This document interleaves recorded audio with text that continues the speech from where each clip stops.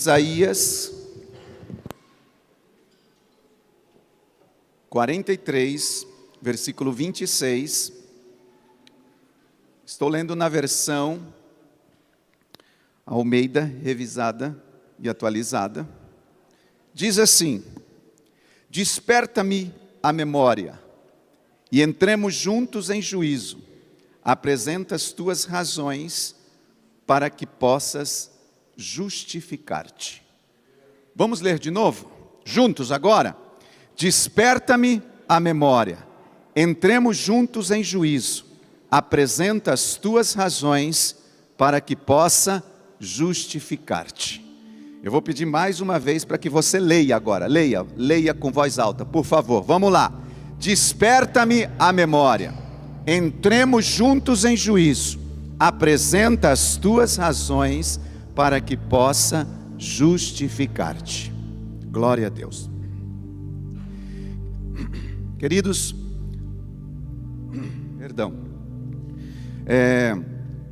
na semana passada, quem esteve presente aqui, estivemos com a presença de um casal espetacular, um casal de amigos, pastores Silosmar e Janice, lá de Sorriso, Mato Grosso. Eles estiveram aqui compartilhando uma palavra da parte de Deus aos nossos corações. Inclusive nesta manhã eu já vi aí no nosso chat o pastor Silosmar nos cumprimentando. Com certeza acredito que ele esteja aí nos acompanhando. Um beijo no teu coração, pastor Silosmar, pastora Janice. Uma grande alegria sermos amigos. E nessa semana a gente trocou algumas mensagens e nós percebemos o quão é importante estarmos conectados, importante estarmos juntos. E no dia em que eles estiveram ministrando aqui, vocês viram um testemunho esplêndido, um testemunho maravilhoso da parte de Deus, que Deus operou na vida do pastor Silosmar. E a pastora Janice esteve aqui também compartilhando uma palavra, e juntos eles trouxeram um rema, uma palavra com o tema Construindo Memoriais.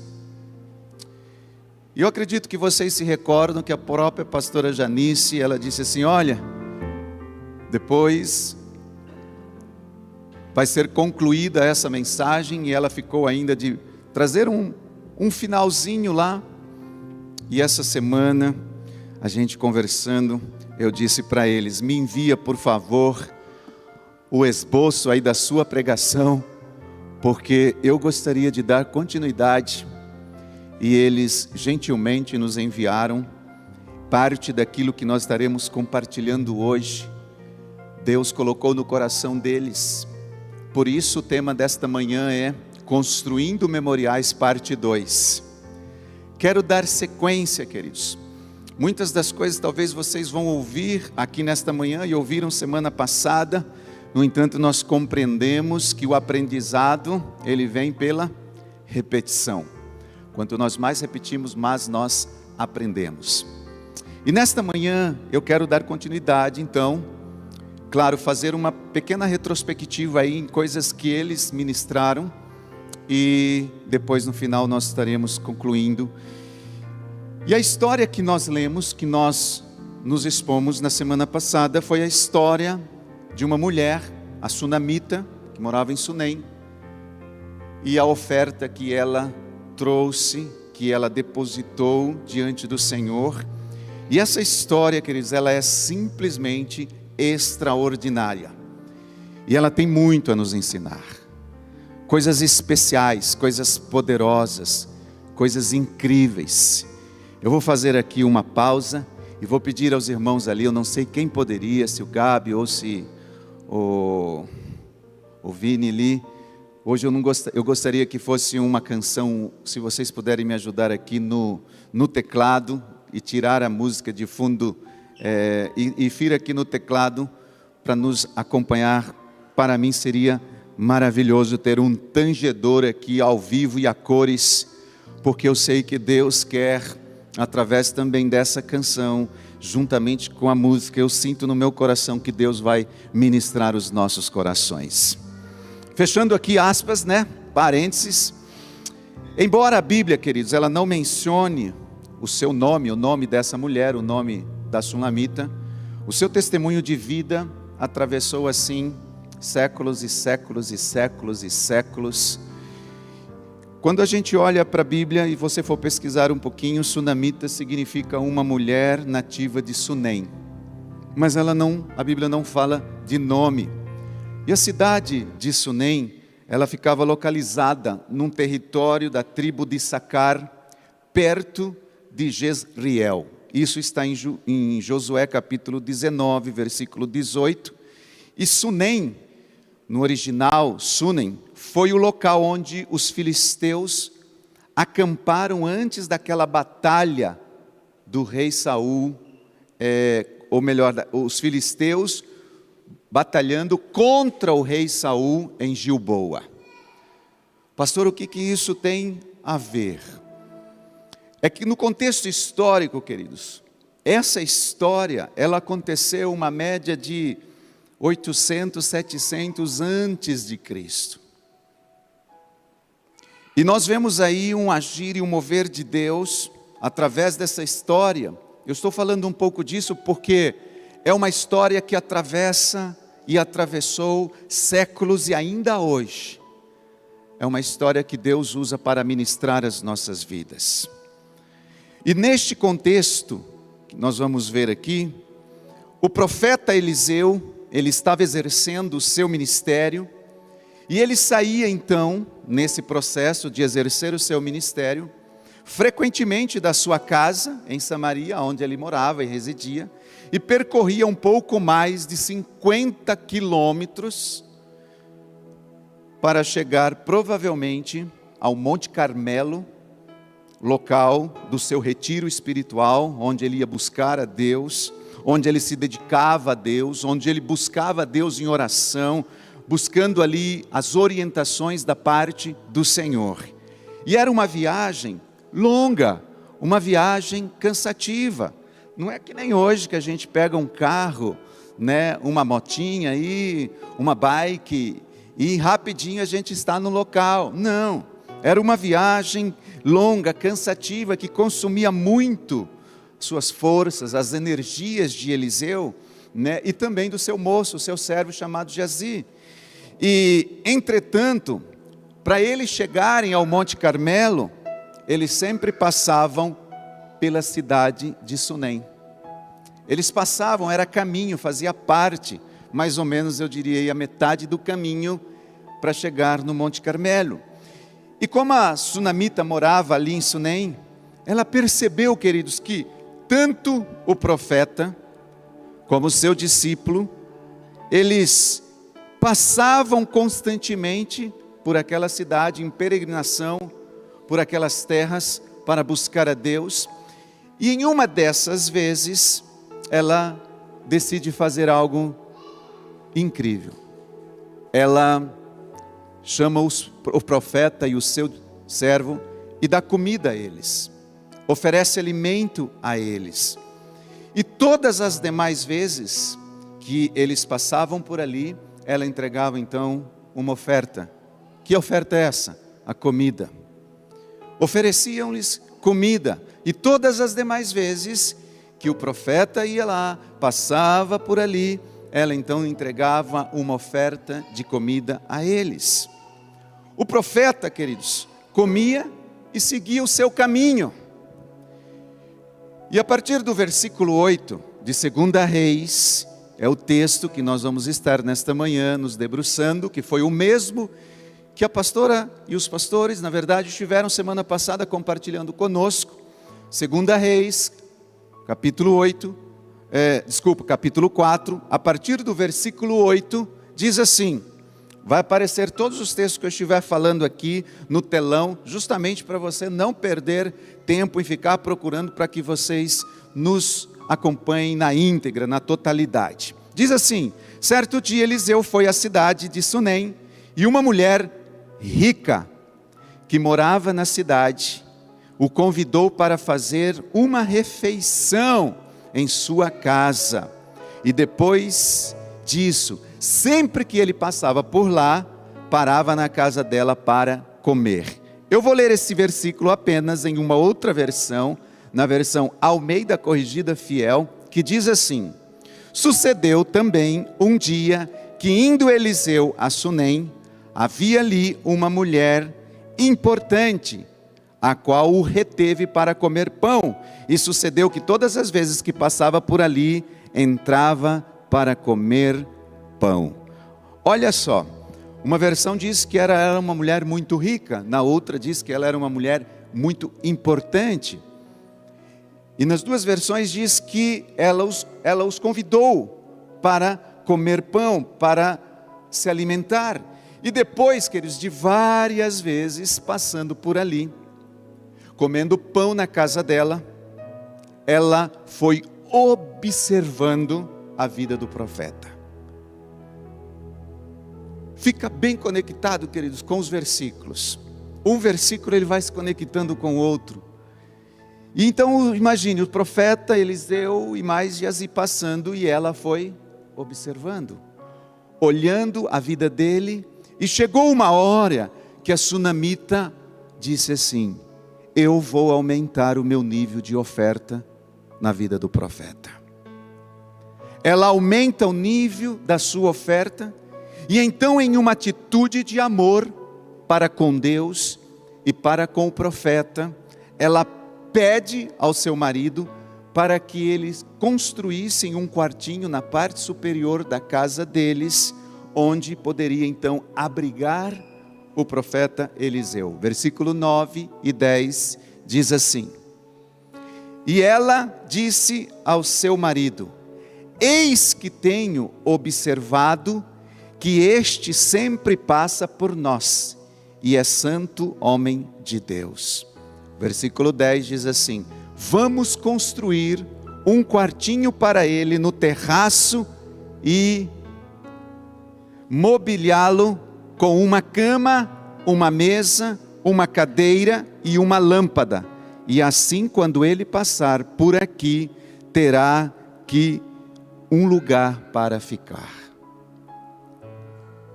Um lugar para ficar. Quando a gente lê isso, queridos, versículo 9, você conseguiu, querido? Veja se vocês conseguem aí. Ele disse que travou lá, mas eu vou ler novamente. Ela disse ao seu marido: eis que tenho observado que este que sempre passa por nós é um santo homem de Deus. Ela estava observando e viu que aquele homem, ele é um homem do Senhor. E então ela resolve, pede para o marido construir um quartinho no superior da casa dela, para que todas as vezes que ele passasse ali, ele pudesse descansar. E por ser em cima da casa, com certeza a ventilação era maior. Não era que nem hoje, que a gente vive em arranha-céus, né? Prédios do lado, não. Era só a casa dela, aquele quartinho em cima e o vento ali. Então, com certeza era um quartinho fresco, um quartinho ventilado, que oferecia um melhor isolamento ali de barulho dos vizinhos, o som que vinha lá de fora. Era um lugar perfeito em que Eliseu não seria incomodado e teria mais privacidade para buscar então a presença de Deus através das suas orações. Olha que tremendo, queridos, a gente vendo esse agir de Deus. Esse quartinho já não era mais só uma comida. O nível de oferta desta mulher que passava ali todos os dias já não era só comida. Agora ele diz assim: eu vou construir um quartinho para ele. O nível da oferta dessa mulher aumenta, e essa oferta, queridos, que essa mulher faz na vida deste homem se torna então um memorial. Aquela oferta é um memorial. E no domingo passado, enquanto a pastora Janice esteve aqui ministrando, queridos, ela fez uma pergunta muito interessante, e eu guardei essa pergunta. Ela diz assim: será que esse quartinho esse espaço, esse lugar, não era o quarto que talvez ela gostaria de ter construído para o seu filho, o filho que ela nunca teve antes. Quando ela fez essa pergunta, isso chamou minha atenção. Será que este não era o sonho que estava escrito no mural dos sonhos dela? Será que este não era o sonho que estava escrito no caderno dos sonhos daquela mulher? A Bíblia diz que ela era muito importante, muito rica. Com certeza, ela já tinha, na mente dela, tinha passado algo. Ela já tinha pensado, olha, quando eu tiver um filho, eu vou construir um quarto para ele. Um lugar específico para ele. Bom, no contexto da história, nós vimos, ela não tem filhos, e então ela constrói um quarto para o profeta. E quando o profeta passa por ali outra vez, o quarto já estava pronto. E ele, ou melhor, ela diz assim: olha, profeta, esse aqui é o seu quarto. Versículo 11, está escrito assim: um dia, Eliseu voltou a Sunem e subiu ao quarto para descansar. Aí o profeta, ele pensa assim: puxa vida, mas essa mulher fez tudo isso para mim, sem pedir nada em troca. Essa mulher construiu esse quarto, ela não fez isso intencional para receber alguma coisa em troca. Ela não fez isso esperando alguma coisa, ou que eu pudesse dar alguma coisa. Ela fez isso por amor a Deus. Imagina aqui o profeta pensando, olha aqui o profeta pensando ainda: puxa vida, todas as vezes que eu passei por aqui, ela sempre semeou algo em minha vida, ela sempre plantou um alimento na minha vida. Você consegue fazer, queridos, uma analogia da vida dela com a sua, nesse contexto? Eu lhe pergunto isso porque imagina, veja Deus olhando para você e pensando assim: puxa vida, todas as vezes que o Felipe, todas as vezes que o seu Francisco, todas as vezes que o Patrick vem à minha casa, vem me buscar aqui, todas as vezes que eles passam aqui, eles sempre semeiam algo no meu reino, e agora, apenas por amor, ainda sem querer nada em troca, eles aumentaram o seu nível de oferta. Imagine Deus, queridos, olhando para nós, num contexto em que nós, como aquela mulher, todas as vezes chegamos aqui e entregamos uma comida ao Senhor, oferecemos uma semente, uma oferta, mas chega um dia, um final de ano, sem querer nada em troca, a gente diz assim: apenas por amor, eu vou semear no reino de Deus. Uau! Quando a gente olha para isso, queridos, eu posso ver, e dentro desse contexto, eu vou ver, imagina agora, a gente se colocou, ou fizemos uma comparação com ela, agora vamos fazer uma comparação do profeta com Deus. E o profeta, diante dessa situação, ele diz assim: bom, eu vou ver o que eu posso, ou se eu posso fazer alguma coisa para recompensá-la. Como que se Deus nesta manhã, ou Deus, ele viesse a nós e dissesse assim: eu vou ver de alguma forma, e vou abençoar a vida do Felipe, vou abençoar o seu Francisco, vou abençoar o Patrick. Até porque, queridos, eu posso, ele pensando, o profeta, até porque eu posso conversar com o rei, eu posso chegar no capitão, no comandante ou nos governantes para fazer algo por ela, e aí ele faz algo. Ele pede para Geazi ir chamá-la, para ir buscá-la, para lhe fazer uma proposta. E dentro do contexto, quando ele diz isso a ela, quando ele faz essa proposta a ela, ela responde assim: não, meu Senhor, não faz isso, eu não preciso de nada, eu não fiz essa oferta esperando alguma coisa em troca, eu não plantei, eu não criei, eu não construí um quartinho porque eu queria alguma coisa em troca, eu fiz isso por amor, até porque a minha família cuida muito bem de mim, até porque eu habito no meio do meu próprio povo, e aqui eu tenho tudo. Isso está no versículo 12 e 13, que diz assim: e disse o servo, e disse a seu servo Geazi, chame a sunamita. E quando ela veio, Eliseu disse a Geazi, diga-lhe, somos gratos por sua bondade e o seu cuidado conosco. O que podemos fazer por você? Podemos falar em seu favor ao rei ou ao comandante do exército? Não, respondeu ela, minha família cuida muito bem de mim. Eu não preciso nada, eu já tenho tudo, eu não quero nada em troca. E então o profeta inconformado, ele pergunta ao seu servo Geazi, mas o que será que a gente pode fazer por ela, Geazi? E Geazi responde, versículo 14, olha o que diz. Mais tarde Eliseu perguntou a Geazi, o que podemos fazer por ela? Geazi respondeu, ela não tem filhos e o marido é idoso. Quando o profeta, queridos, ouviu isso, disse para Geazi, chama ela aqui de novo.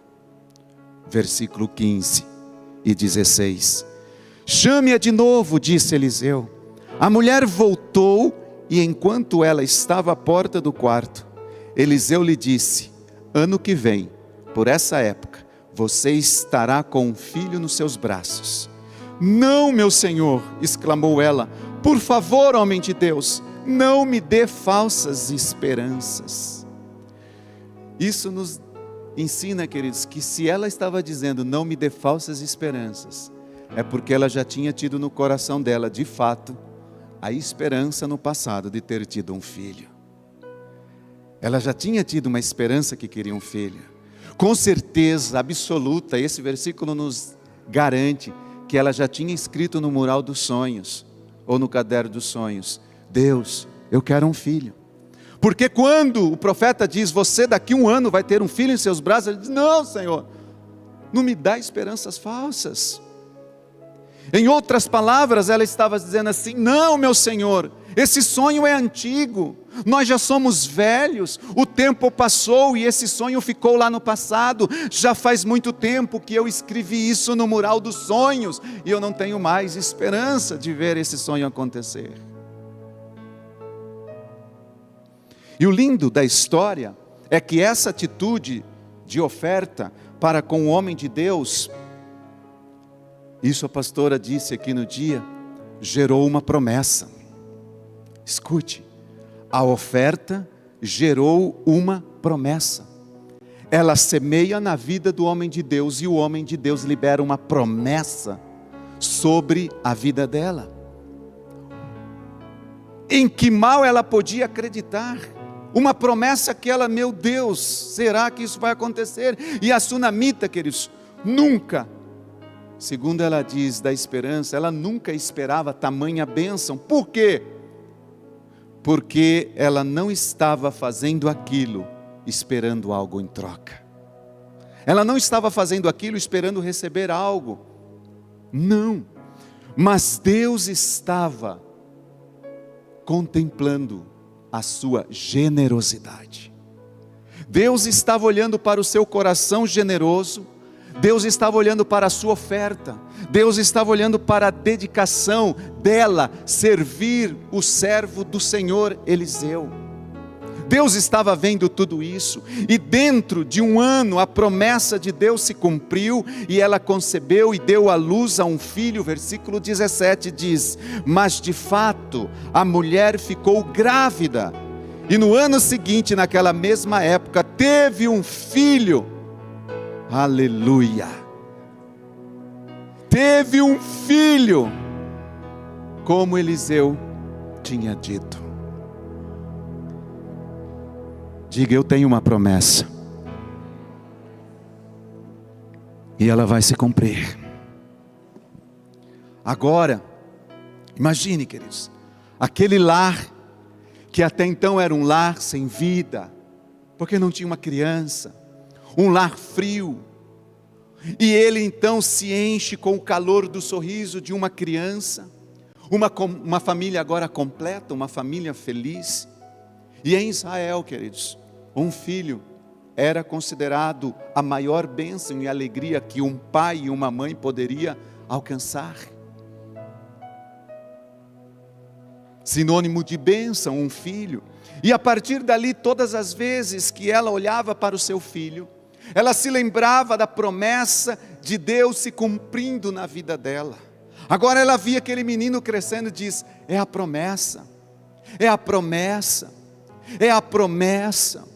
Ela se lembrava, queridos, mesmo não querendo nada em troca, inevitavelmente a oferta gerou uma vida.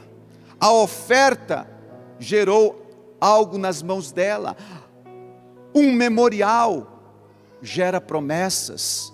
Diga comigo: a oferta gera vida. Diga: um memorial gera promessas. Diga comigo: toda semente que não é plantada é uma colheita abortada. Pastor Silosmar disse isso numa dessas conversas comigo. Toda semente que não é plantada é uma colheita abortada. Quando nós não plantamos, nós não geramos vida, porque uma oferta gera vida. Um memorial, ele gera promessas. E quando você planta uma semente, significa que você vai colher. Ao contrário disso, se a gente não planta uma semente, nós estamos abortando uma colheita. Agora, seguindo aqui o contexto dessa linda história, nos versículos 18, 19 e 20, diz assim: certo dia, quando o menino estava mais crescido, saiu para acompanhar o pai, que estava no campo com os ceifeiros, fazenda do papai, lá está o menino brincando. E o versículo 19, de repente o menino gritou: ai, que dor de cabeça! Seu pai disse aos seus servos: leve-o para a mãe, leve-o para casa para a mãe dele. E o servo levou o menino para casa, e a mãe o segurou no colo, mas por volta do meio-dia ele morreu. Eu estive em Israel, embora as vezes que eu estive lá não foi na época do verão, mas um dos anos a gente foi e ainda estava muito quente. E em Israel, queridos, o sol do verão é muito escaldante, muito forte, naquela região faz muito calor. E embora a Bíblia não menciona detalhes, muitos estudiosos, eu estive realmente pesquisando isso, acreditam que o filho da sunamita tenha sofrido de uma forte insolação por causa daquele calor que, dependendo da intensidade, da exposição ao calor, pode levar à morte, principalmente crianças e pessoas idosas. A Bíblia não é clara quanto a isso, mas estudiosos supõem que. E como nós lemos, o menino ele é levado à sua mãe.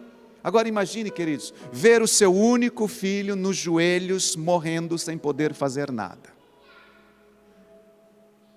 Ver o fôlego de vida indo embora da vida do seu filho, e depois de algum tempo, de fato ele vem a falecer, segundo a Bíblia, meio-dia, por volta do meio-dia. Imaginem agora os momentos terríveis que passou aquela mulher. Era o seu vale da sombra e da morte. Era um momento terrível, um momento angustiante.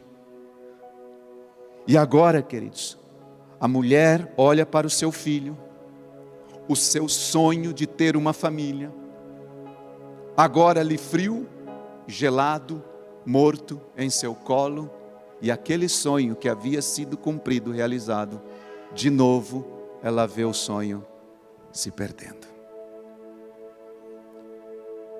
Mas mesmo passando pelo vale da sombra e da morte, pelo contexto da história, essa mulher não temeu. Ela não aceitou a morte do seu sonho. Mesmo que eu não veja, Deus está agindo. Com certeza isso passou na cabeça dela. Espera aí, eu não pedi nada em troca. Deus me deu a realização do meu sonho. Foi Deus quem me deu, não fui eu que quis. Se Deus me deu, eu tenho certeza que esse sonho de Deus não vai morrer. Não vai, mas já morreu. Mas dentro do coração dela. E olha só, queridos. E então essa mulher agora, bem quietinha, na dela, sem falar nada, e sem deixar transparecer nada, aos que estavam, o que ela estava passando, o que ela estava sentindo, e segundo a Bíblia, nem o seu próprio marido soube da situação. Ela não deixou transparecer nem para o seu marido. A única coisa que ela pediu para ele foi um servo e uma jumenta, para que ela pudesse ir até o profeta, que ela pudesse chegar ao profeta. E pelo texto a gente percebe que ele não sabia de nada, porque quando ela pediu um servo e uma jumenta ao marido, ele pergunta assim: mas por que hoje? Hoje ainda não é lua, não é festa de lua nova. Ou seja, você vai fazer o que com o profeta? Ele não sabia que o filho deles estava morto. Ela não deixa transparecer, ela não se desequilibra, ela não perde a convicção que se Deus tinha dado, Deus poderia trazer de volta. Ela continua crendo. E essa mulher, queridos, antes de ir ao profeta, a Bíblia diz que ela toma o filho em seus braços e o coloca em que lugar? Com certeza, o mais provável, o correto, talvez seria colocar o filho na sua própria cama, na cama da mãe, que normalmente os filhos, quando estão brincando tudo e tal, e vai para onde? Corre para a cama do pai, corre para a cama da mãe, e normalmente o filho era para ser colocado na cama da mãe, mas não. A Bíblia diz que ela pega a criança e coloca ele aonde? Em que lugar? Na cama do profeta, no quartinho. Coloca o filho sobre a oferta que ela tinha semeado ao profeta. E ela com certeza pensa assim: dentro da minha casa tem algo que eu fiz para Deus. Dentro da minha casa tem um memorial que eu fiz para Deus. Eu tenho um memorial na minha vida. Eu não vivo aqui nessa terra por viver. Eu fiz um quarto para o profeta. Eu plantei uma semente. E aí então ela pega o filho e o põe carinhosamente na cama do profeta Eliseu. Ou seja, ela pega o filho e o coloca sobre a oferta. Ela pega o filho e o coloca sobre o memorial que ela tinha feito para Deus. E depois disso, queridos, a Bíblia diz que ela fechou a porta do quartinho, e a partir daquele momento, ela parte para um caminho duro, um caminho longo, um embate ali dentro do coração dela, uma jornada que mais ou menos pela Bíblia gera aí em torno de uns 20 quilômetros, um pouquinho mais de 20 quilômetros, na estrada. Lá vai ela subindo até o Monte Carmelo para recuperar a vida do seu filho, para recuperar o sonho, para recuperar o fruto da promessa que Deus tinha entregue nas mãos dela. Irmãos, não era um quarteirão, não era logo ali eu chego e daqui a pouquinho eu volto, era uma longa distância. E nós não podemos nos esquecer que enquanto ela está indo, onde está o filho dela? morto sobre a oferta. O filho dela está no memorial. Ela está caminhando, mas o filho está sobre a oferta. O filho está naquele lugar, sobre o memorial. Estava no lugar, queridos, que ela havia construído para Deus. Estava no lugar em que ela havia ofertado para Deus. E a partir do versículo 21, agora nós vamos ler do 21 ao 26. Ela o carregou para cima e o deitou na cama do homem de Deus, fechou a porta e o deixou ali. E então enviou um recado para o marido: mande um dos seus servos e uma jumenta, para que eu vá depressa falar com o homem de Deus e volte em seguida. Por que hoje, perguntou ele, não é festa da lua nova e nem sábado? Ela, porém, respondeu: não se preocupe. Então ela mandou selar a jumenta e disse ao servo: rápido, só diminua o passo quando eu mandar. Em outras palavras, no ditado popular, pernas para quem te quer. Bora, vamos, atrás da promessa, porque o meu filho pode estar morto, mas ele está sobre um memorial que eu fiz para Deus. No versículo 25, irmãos, diz assim: e partiu ela para encontrar-se com o homem de Deus no Monte Carmelo. Oh glória! Quando ele a viu à distância, disse a Geazi: olha, lá vem a sunamita. Corra ao seu encontro e pergunte: está tudo bem com a senhora, com o seu marido e com o seu filho? E a mulher respondeu: sim, está tudo bem. Em outras palavras, Geazi, desculpe-me, mas a minha conversa não é com você, a minha conversa é com o profeta. A minha conversa não é contigo, a minha conversa é com o profeta. E no versículo 27 diz assim: mas quando ela chegou ao homem de Deus no monte, abraçou aos seus pés, Geazi quis afastá-la, mas o homem de Deus disse: deixa em paz, ela está profundamente angustiada, mas o Senhor não me revelou o motivo. Geazi, quando viu aquilo, quer arrancar ela dos pés, e o profeta: não, deixa ela aí, o Senhor não me mostrou o que aconteceu, e eu preciso saber o que aconteceu. E no versículo 28 e 29, ela conta o que aconteceu para o profeta, e após o profeta ouvir que tinha acontecido, Eliseu pediu para que o seu servo Geazi pegasse o seu cajado e fosse até o menino. Olha o que diz o 28. Então a mulher disse: acaso eu lhe pedi um filho, meu senhor? Não lhe disse que não me desse falsas esperanças? Então disse a Geazi: prepara-se para viajar, pegue o meu cajado e vá. Não cumprimente ninguém pelo caminho, e quando chegar, coloque o cajado sobre o rosto do menino.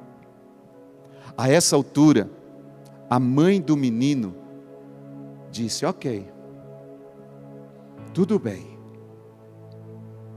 você pode até enviar o seu servo pode até ir até a minha casa,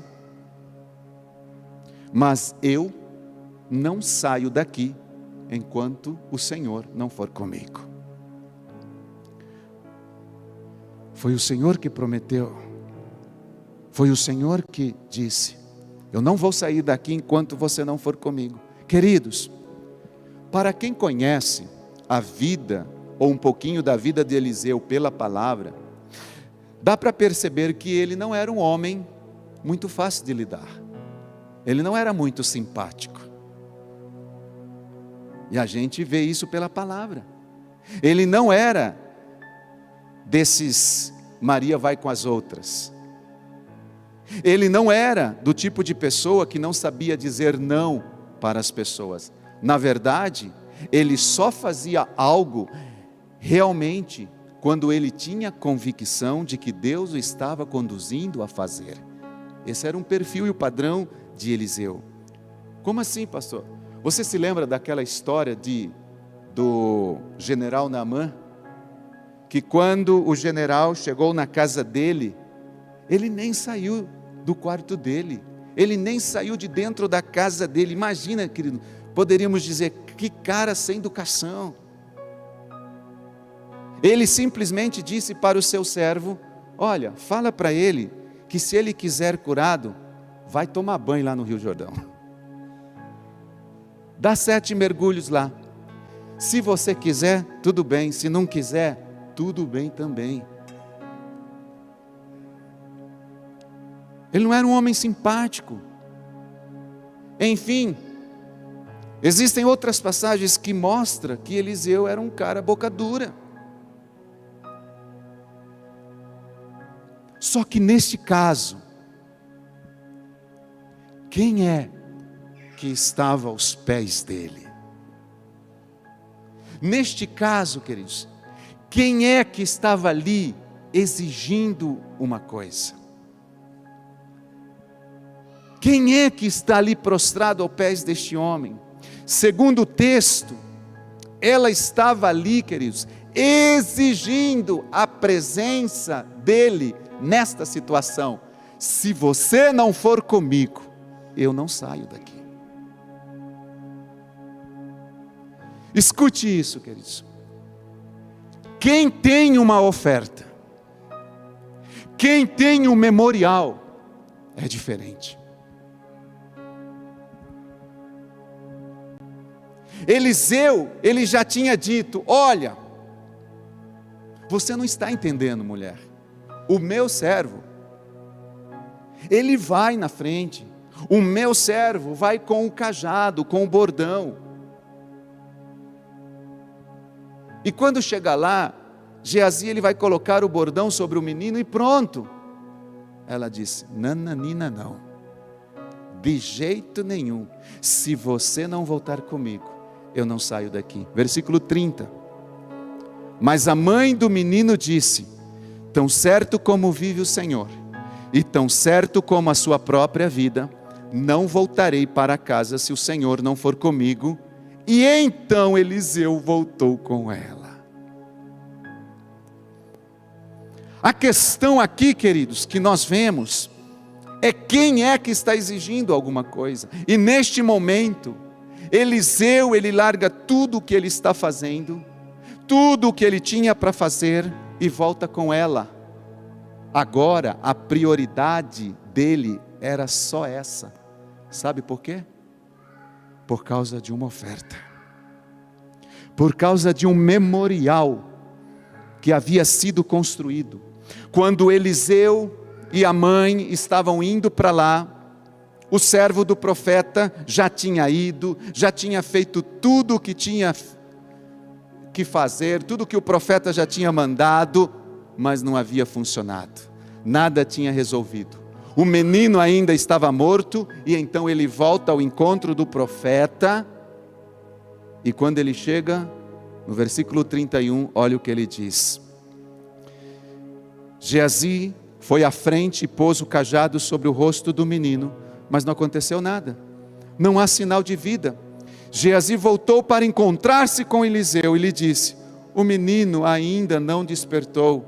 De fato, quando Eliseu chegou, o menino estava morto, deitado em sua cama. Não resolveu nada. Não resolveu nada. Agora, continuando, queridos. Eles chegam na casa dela, e Eliseu, segundo a Bíblia, sobe no quartinho, que era o quarto dele, e neste momento, a mulher não sobe. A mulher fica lá embaixo, Geazi também fica lá embaixo, e a Bíblia diz que ele fecha a porta. Queridos, entenda isso. O profeta sobe, a mulher fica lá.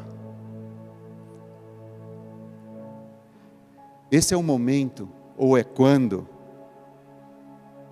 se fecha a porta,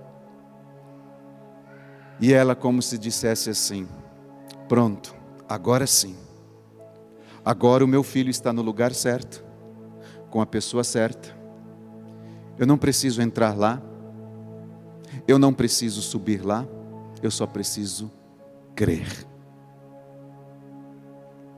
Eu só preciso confiar. Queridos, se ela fosse uma mulher que estava desesperada nesse momento, com certeza ela subiria na porta e ficaria ali ouvindo, gritando: será que eu posso entrar? O que está acontecendo aí? Mas não. E nesse momento, ela está lá embaixo, esse homem de Deus, ela não vê nada o que está acontecendo ali. Ela não vê que o homem está se deitando sobre o menino, ela não vê que o homem está rodeando sobre o menino, ela não viu ele colocando as mãos sobre as mãos do menino, os olhos sobre os olhos do menino, ela não viu, queridos, o homem andando, a Bíblia diz, de um lado para o outro, enquanto ele estava ali no quarto. Enfim, ela não viu nada. É quando você, quando eu, não vemos nada, mas Deus está agindo. É quando você não vê Deus agindo, mas eu já sei, eu tenho uma oferta. Eu não estou vendo nada, mas eu tenho um memorial. Eu não estou vendo nada, mas eu fiz uma oferta, eu semeei, eu plantei. E mesmo que eu não veja o agir de Deus, Deus está fazendo. Eu sei para onde foi, eu sei com quem está a minha oferta, eu sei o que eu tenho feito diante de Deus. É exatamente isso que essa mulher estava dizendo. Ela estava tão confiante porque ela tinha feito uma semeadura, um pacto, uma oferta, um memorial, e ela disse: eu só preciso confiar agora. E até que chega a hora, queridos, em que se abre a porta, Eliseu chama Geazi e pede para ele chamar a mãe do menino. Pede para ele chamar a mãe do menino, e dá-se a entender aqui que enquanto o menino estava com Eliseu, ela não estava ali na porta, queridos, chorando as pitangas, ela não estava ali gritando. Na verdade, ela estava lá embaixo, confiante que a qualquer momento o filho dela poderia ressuscitar, porque ela tinha um memorial diante de Deus. Ela tinha um memorial diante do Senhor. Versículo 33 diz assim: Eliseu entrou sozinho no quarto, fechou a porta e orou ao Senhor. Depois deitou-se sobre o corpo do menino, colocou a boca sobre a boca dele, os olhos sobre os olhos dele, as suas mãos sobre as mãos dele. E enquanto se estendia sobre ele, o corpo do menino começou a se aquecer. Então Eliseu se levantou, andou de um lado para o outro no quarto, e em seguida se estendeu novamente sobre ele. Desta vez o menino expirou 7 vezes e abriu os olhos. E então chamou Geazi e disse: chame a sunamita. Quando ela entrou, Eliseu disse: aqui está o seu filho. Ela caiu aos pés do profeta, se encurvou diante dele, e então pegou o seu filho e saiu. Amém. Pode aplaudir bem forte.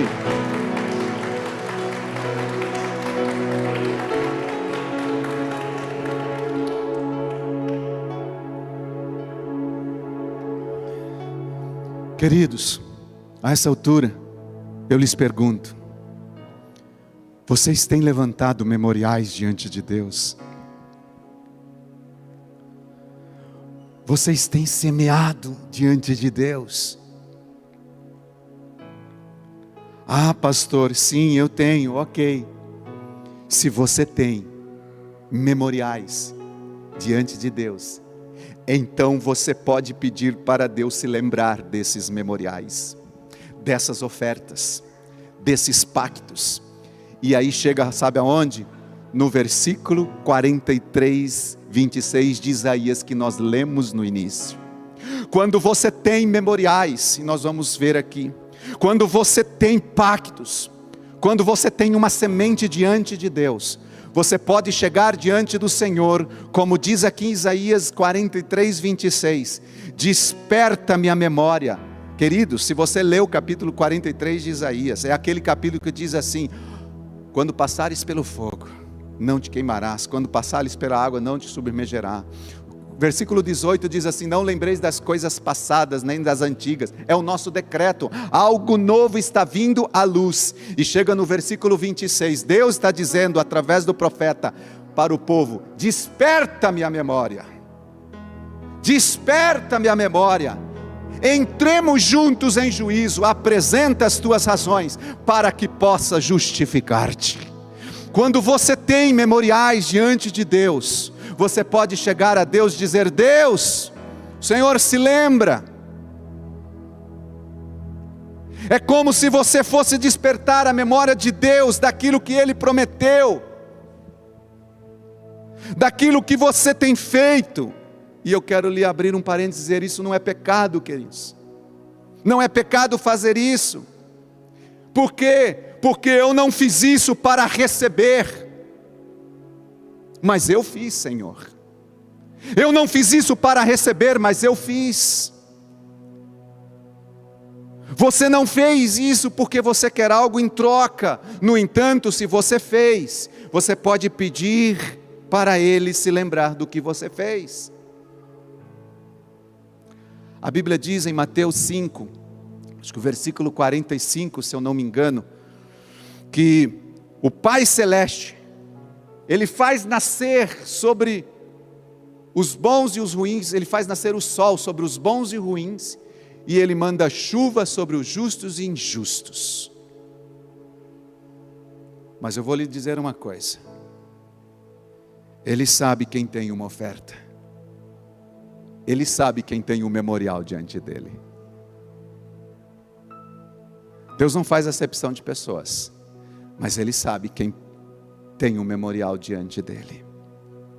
Desperta-me a memória e entremos juntos, apresenta as tuas razões para que possa justificar-te. É tudo aquilo, queridos, que você vai colocar diante do Senhor. As tuas ofertas, tanto em trabalho, como financeiro, como em dedicação. E por último, e não menos importante, é que quando Deus falou para Eliseu da fome que iria acontecer, em que o lugar aonde eles se achavam, onde eles estavam, aí Deus fala para Eliseu: Eliseu, vai vir grande fome. Quando Deus fala isso para ele, vocês acham que Eliseu foi falar com quem? Imagine com quem Eliseu foi falar no momento em que Deus fala para Eliseu que haveria uma fome. Sabe onde ele foi? Foi exatamente na casa da mulher que tinha feito um memorial.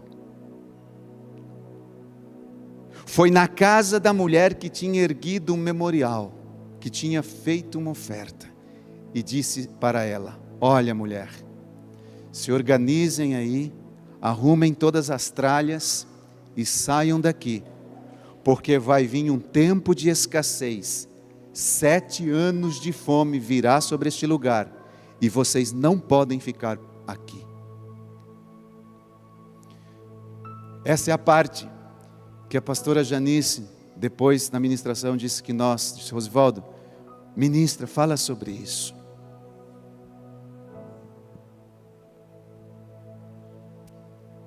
Diga comigo: a oferta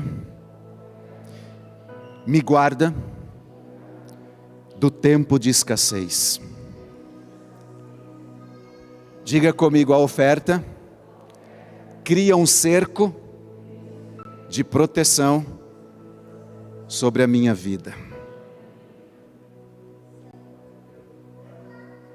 Amém?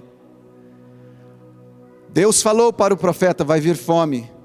o profeta diz assim: eu preciso avisar a mulher que tem um memorial diante de Deus que a fome vai chegar. Mulher, ruma tudo, vai embora daqui, porque vai vir 7 anos de fome. Agora, queridos, o melhor ainda está por vir. Até aqui, nós vimos que a mulher sunamita, ao ofertar para o profeta, ela viveu uma série de superações em sua vida, sim ou não? Ela viveu uma série de conquistas, de bênçãos. Olha, ela venceu a esterilidade. Ela não podia ser mãe e se tornou mãe. Ela não podia ter filhos e teve filho. Ela venceu a amargura de uma promessa de algo, com certeza estava no sonho, no caderno dos sonhos dela há muito tempo e que não acontecia. Ela venceu a morte. O filho dela ressuscitou, ela viu o filho dela reviver. E além disso, queridos, depois de ver todas essas coisas, a Bíblia diz que no local em que ela construíra para o profeta, tantos milagres aconteceram. Aquela mulher recebeu, depois de tudo isso, uma péssima notícia através do profeta Eliseu. O profeta Eliseu chega a ela e diz assim: olha, mulher, haverá um período de 7 anos de fome, de escassez, por isso você e toda a sua família devem morar em outro lugar neste período.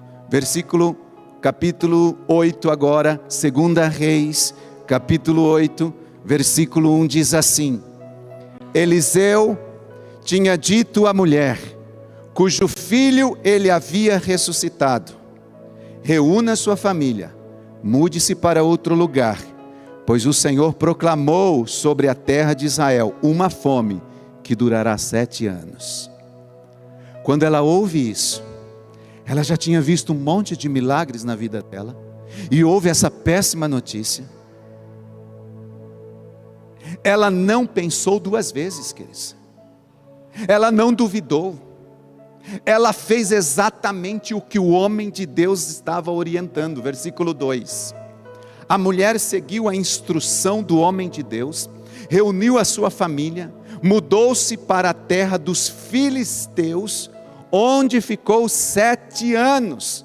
Queridos, foram 7 anos de fome, 7 anos de perdas, 7 anos de improdutividade, 7 anos sem ter lucros, sem ter nada. Ela não estava na sua terra, não tinha mais a sua casa, não tinha suas plantações, a fazenda do seu marido já não estava mais ali.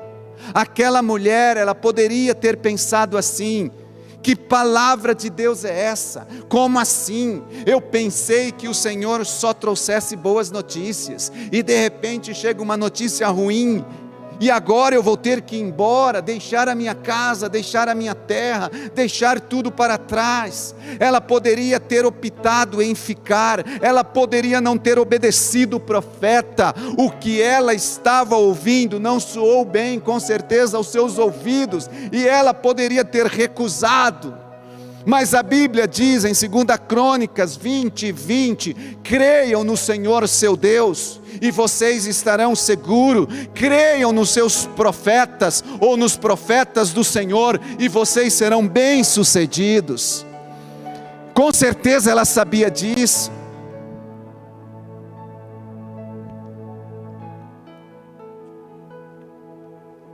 Bom, depois de 7 anos,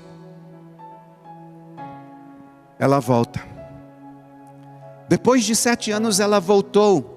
Só que tem um detalhe: quando ela voltou, a casa já não era mais dela, as terras já não era mais dela, tudo estava agora em posse do governo. Enfim, ela tinha perdido tudo. E aí, queridos, sabe onde ela foi? Ela foi procurar o rei, para ver se conseguiria as coisas delas de volta. Versículo 3. Ao final dos 7 anos, a mulher voltou da terra dos filisteus e foi ao rei para reaver a sua casa e as suas terras. Quando ela chega lá, Escute isso. Perdeu tudo, tudo tinha sido confiscado pelo governo. Quando ela chega na presença do rei, que ela vai até o rei, quem estava lá? Geazi. Geazi estava conversando com o rei, ele estava batendo um papo com o rei, e nessa conversa que ele estava tendo com o rei havia acabado de perguntar para Geazi se Geazi poderia contar um pouco dos feitos de Eliseu. Olha só. Geazi disse: mas é claro, meu rei, claro que eu posso contar. E começou a contar os feitos que Eliseu tinha feito. E na conversa, Geazi estava contando para o rei sobre uma mulher, a mulher sunamita. Ele estava ali, queridos, dizendo que essa mulher, ela tinha dado comida para o profeta. Ele estava dizendo que ela tinha ofertado na vida do profeta um quartinho. Estava dizendo que ela tinha feito esse quarto, que ela havia construído esse quarto para o profeta.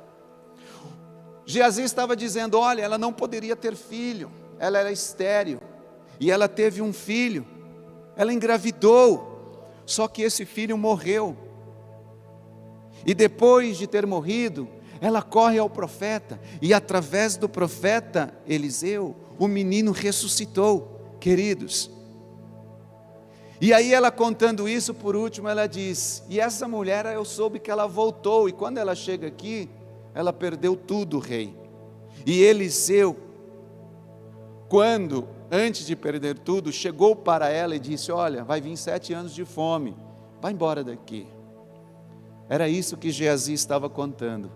No momento em que Geazi está ali contando essa história da mulher, quem entra ali? A mulher com seu filho.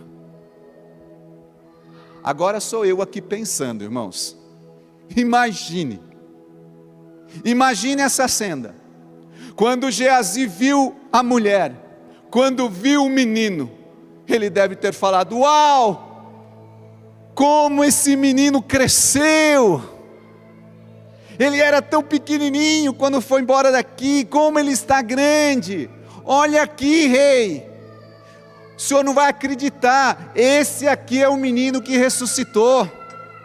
Olha aqui, rei, essa é a mulher da qual eu estou lhe falando. Olha aqui, rei.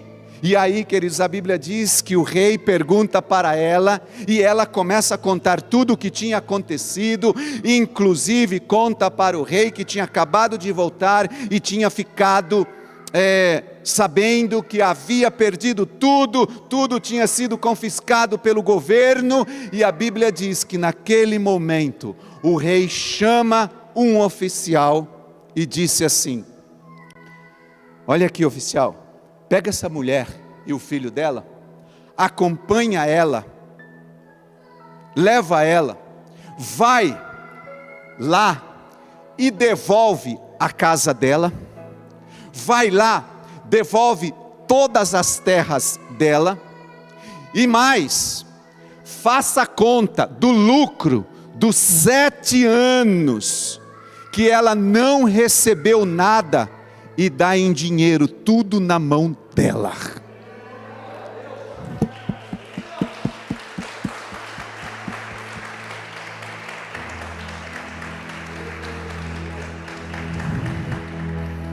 Queridos, o que foi isso? Diga comigo: a oferta. Diga comigo: o memorial. A oferta dela, o memorial dela, fez com que ela fosse restituída em tudo que ela tinha perdido e em tudo que ela tinha deixado de ganhar. Um memorial. Vejam o que é o poder de uma oferta, queridos. Vejam o que é o poder de um memorial na vida de um homem, de uma mulher que entende o que é isso. Hoje não vai dar tempo. Eu vou, queridos, contar para vocês memoriais que eu fiz com a minha casa. E o que Deus fez depois de um memorial. Mas vejam o caso dessa mulher. De estéril passou a ser fértil. Uma mulher que viu a morte, mas no lugar da morte ela experimentou a vida. No lugar da perda ela experimentou a ressurreição. Versículo 4, 5 e 6. Quando ela chegou, o rei falava com Geazi, o servo do homem de Deus. O rei havia acabado de dizer: conte-me alguns dos grandes feitos de Eliseu. E Geazi lhe falava sobre a ocasião em que Eliseu havia ressuscitado um menino. Naquele exato momento, a mãe do menino entrou e apresentou ao rei a petição para reaver a casa e as terras. Vejam, meu senhor rei, exclamou Geazi, essa é a mulher, e esse é o filho dela, que Eliseu ressuscitou. É verdade? Perguntou o rei à mulher, e ela lhe contou o que tinha acontecido, o que havia acontecido. Então o rei ordenou a um dos seus oficiais: providencie que tudo seja devolvido a ela, inclusive o valor das colheitas realizadas durante o tempo em que ela esteve ausente.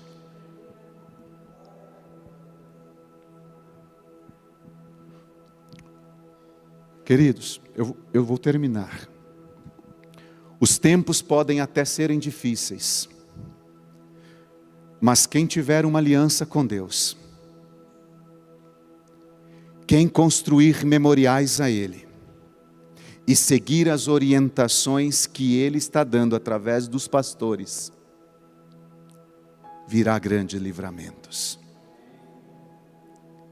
Quem tem aliança, quem tem memorial e obedece à sua liderança, não tem por que não ser abençoado. Espiritualmente, nossas ofertas e nossa vida de entrega e obediência, além de permanecer aqui agora, de fazer uma restauração hoje, essas ofertas e essa obediência clamam diante de Deus para a eternidade. As ofertas não são para um momento em que você planta, elas permanecem como um memorial diante de Deus e serão ativadas no momento certo. Talvez você plantou uma semente há alguns anos atrás e você não vê o resultado. Fique tranquilo, no momento certo ela vai ser ativada. Quero convidá-los a estar aqui semana que vem. Vai ser um culto sobrenatural. E nós vamos ouvir um testemunho da Odete, de uma semente que ela plantou, e depois de algum tempo, ela viu o agir de Deus naquela semeadura. Queridos, quando eu falo de ofertas, de memoriais, vocês que estão aqui em cima do púlpito, que cantam, isso é uma oferta, é um memorial. Vocês que tocam, isso é uma oferta. Vocês que se envolvem com o reino de Deus, trabalhando, é uma oferta. Vocês que limpam alguma coisa aqui, é uma oferta. Vocês que cuidam do som, das mídias, das redes sociais, das gravações, isso é uma oferta. Isso não é assim, sair de casa de qualquer jeito, vim aqui, não, é uma oferta. Vocês que lideram uma célula, é uma oferta. Vocês que ficam aí na porta, cuidando, é uma oferta. Vocês que ministram as crianças, é uma oferta. Vocês que oram por alguém, colocam as mãos sobre a vida de alguém e ora, é uma oferta. Vocês que lideram o ministério, é uma oferta. Vocês que são parte da minha equipe, da equipe da Priscila, dos 12, isso é uma oferta. Vocês que depositam os seus dízimos e as suas ofertas, que plantam as suas ofertas aqui no reino de Deus, isso é uma oferta, é um memorial diante de Deus. Tudo que nós fazemos para Deus é para Deus, não é para um líder, não é para um pastor, não é para a igreja, é para Deus, é um memorial que fica registrado diante dele. E na hora de Deus, na sua vida, Ele vai ativar essas promessas, Ele vai ativar essas bênçãos. A mulher sunamita, queridos, abriu a casa para o profeta, fez uma oferta na vida dele, e vejam só, foi ele que preparou o caminho daquela mulher num tempo difícil e disse: você não vai passar por fome durante esses 7 anos. Deus falou comigo e eu estou falando com você. Imagine se ela tivesse ou não tivesse aquela palavra para orientá-la. Como seria, queridos? Com certeza, um desastre. Com certeza. Ela viveu anos difíceis, mas em todo o tempo ela foi amparada por Deus. Em todo o tempo Deus estava cuidando. Ela e sua família tiveram porção diária o suficiente para sobreviver. Quando você crê no Senhor e nos seus profetas, assim como está escrito no texto que eu já citei, 2 Crônicas 20:20, o Senhor cria uma situação para que você veja ou tenha uma restituição de tudo aquilo que perdeu ou deixou de ganhar. A superação, queridos, daquela mulher dependia dela esperar com paciência no Senhor, inclusive saber conviver com as perdas materiais. Ela teve que conviver com tudo isso, mas ela nunca deixou de lado a sua fé, o ânimo, as expectativas, nunca. Durante 7 anos, ela teve que conviver com as perdas, mas sem se perder do caminho. Cada dia que passava era um dia a menos, cada mês que passava era um mês a menos, cada ano que passava era um mês a menos. Ela cumpriu um ciclo com um coração grato. Cada dia, cada mês, cada ano que passava, ela estava mais pertinho da restituição. Queridos, este poder de superar cada segundo a espera, a Bíblia diz que o Senhor veio em seu favor e nós vimos o resultado. Aquela mulher escolheu passar aqueles 7 anos da melhor maneira possível. Ao invés de se lamentar, de murmurar, a Bíblia diz que ela esperou no Senhor. Eu gostaria que vocês se colocassem de pé neste momento.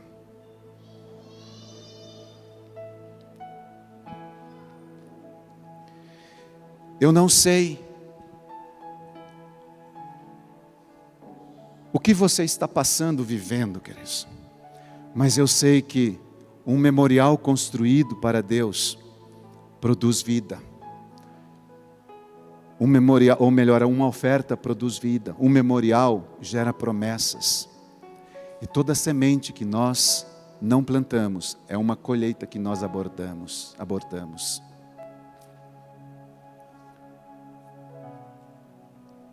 Um memorial, quando ele é feito diante de Deus, ele tem poder de restituir. Nós ouvimos essa história e vimos, queridos, cada versículo desse que nós lemos na sua palavra, a palavra ela é poder, ela é vida. Essa história não é um conto de carochinha, aconteceu. E o mesmo Deus de ontem é o mesmo Deus de agora. Na semana passada nós fomos desafiados por Deus a fazer um memorial, a plantar um memorial diante de Deus. Eu não sei se vocês entenderam na semana passada, com certeza sim, mas hoje talvez o Senhor trouxe um pouquinho mais de clareza, principalmente nessa última parte, da restituição que um memorial traz. Pastor, eu ofertei semana passada, mas eu não tinha entendido que era dessa forma e o que um memorial faz. Pois até o final deste ano, você ainda pode fazer um memorial diante de Deus. Hoje especificamente, eu sei que no domingo passado nós tivemos pessoas que não estavam presentes aqui no culto e não fizeram a sua oferta, o seu memorial. E eu vou orar por isso agora, hoje. Mas não é só um contexto de oferta, queridos, de semeadura, dinheiro, mas sim tudo aquilo que nós fazemos para Deus. E antes de orar, eu quero lhe dizer algo. Talvez Deus lhe chamou para você tocar, e você diz assim: não, minha vida está muito corrida ultimamente. Não se esqueça que isso é uma oferta para Deus. Deus de repente te chamou para dançar, para pregar, para abrir uma célula. E a gente vai protelando dizendo, é só mais um trabalho, só mais... Não é, é um memorial, é uma oferta. Fazer algo para Deus é um memorial. Feche os seus olhos. Querido Espírito Santo, obrigado pela sua palavra. Nós entendemos essa palavra que Deus colocou no coração dos pastores Silosmar e Janice, e nós fomos alcançados por eles na semana passada. E hoje, Senhor, por uma direção divina, demos continuidade, Senhor, para entendermos ainda mais que uma oferta, um memorial pode restituir as nossas vidas. Nesta manhã, Senhor, traz um entendimento sobre nós, sobre isso. O que é que uma oferta, um memorial feito diante de Deus causa na nossa vida? Nós vemos milagres, ressurreição, nós vemos fertilidade, nós vemos conquistas, nós vemos Deus restituindo tudo o que foi roubado. Aquela mulher tinha perdido a casa, perdido a fazenda, e Deus restituiu tudo.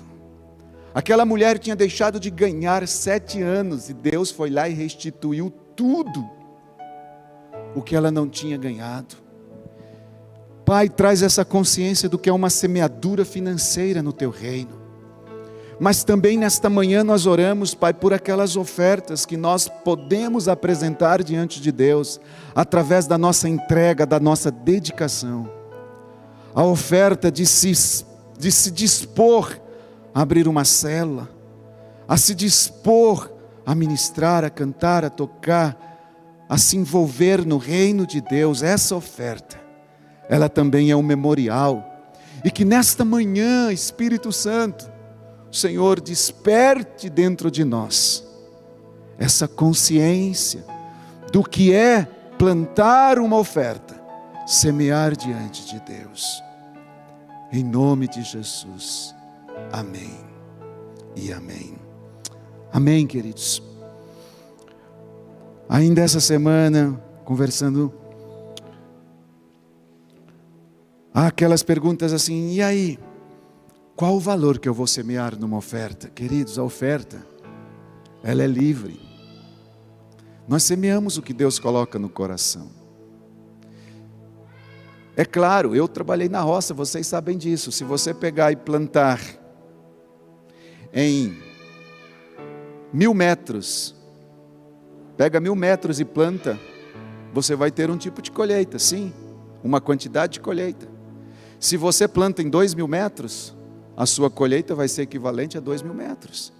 Se você planta em um alqueire, que são 24 mil metros de terra, você vai ter uma colheita proporcional ao que você plantou. Isso significa que de acordo com a nossa semente nós colhemos. Se você plantar R$10, você vai colher proporcional àquilo. Se você planta 1000, 10.000, 15.000, 20.000, 50, você vai colher de acordo com o que você planta. Agora, nunca deixe de fazer um memorial ao Senhor. Amém, queridos? Quero orar por isso. Pai, essa semente que será nesta manhã depositada no altar, nós já oramos, já aprendemos e sabemos o poder desta semeadura.